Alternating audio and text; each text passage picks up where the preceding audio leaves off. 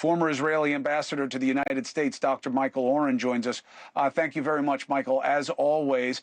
Do you believe that they would take a shot like this at Iran in Syria and America not know? America could not know, Chris, and it's good to be with you as always. I think we have a longstanding policy. We're going to strike at any force, any government, any commander that's trying to kill Israelis. And the Iranians have been trying to kill Israelis assiduously. And yes, as you said, it's the head of the snake. Just this morning, earlier this morning, a naval building, Israeli naval building, was struck in Eilat, our southern port, by a drone sent by a pro-Iranian militia in Iraq. So we're being hit in the north by pro-Iranian militias, in the north by Hezbollah, in the south by Hamas, which is fully backed by Iran, by the Palestinian Islamic Jihad, which is wholly owned and operated by Iran. And of course, Israel's going to strike at the force that's operating all of these threats against Israelis, killing Israelis, and that's Iran. The United States doesn't have to know about every single operation, but in general, they know that we will strike at Iranian targets whenever that opportunity arises. That makes more sense to me than the way it's playing in the American media right now, which is America's been caught, off guard by what Israel just did, and now maybe they'll have to pull support. And then the counterpoint is, well, Israel's going to do it even without U.S. support. None of that makes any sense to me, Michael. I don't know how Israel can think it could go forward without the U.S.'s support. It's over 55% of the Iron Dome is U.S. contribution. I mean, they need the alliance. So what's going on here? What's going on here is this long-standing policy. This is not new, Chris.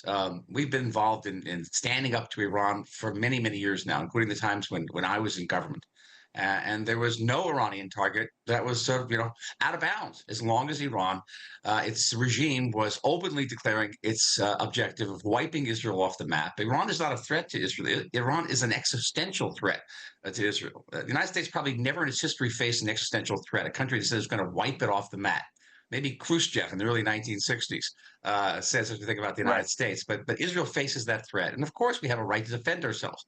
And it's important to point out this is not Netanyahu's policy. This is a long-standing policy of Israeli prime ministers, and if Netanyahu were to go tomorrow, it would be the exact same policy, irrespective of who's prime minister. Yeah, that's a very interesting point. That for all the pressure on, if they can get rid of Bibi, they'll get closer to peace. You say no because the policy of going after Hamas will be the same no matter who is in charge. What does it mean that they are going to ask Al Jazeera to leave Israel because they believe that they are enemies of the state or a national security risk? You know how that will play in America, that they are burdening free speech.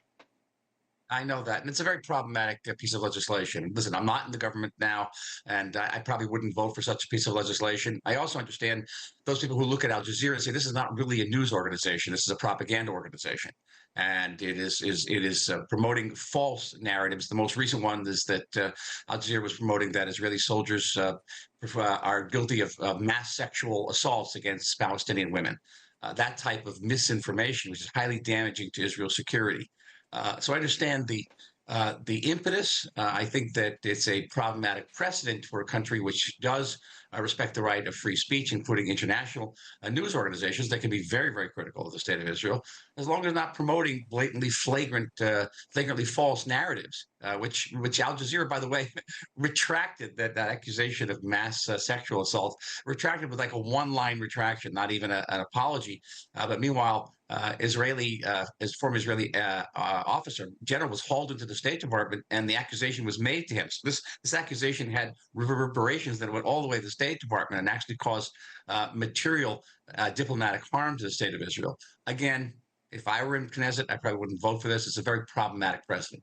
Hey, thank you for watching. Please go to newsnationnow.com, newsnationnow.com, and you can find NewsNation on your television provider. And don't forget to click the red subscribe button down below. Then you will get more of NewsNation's fact-driven coverage.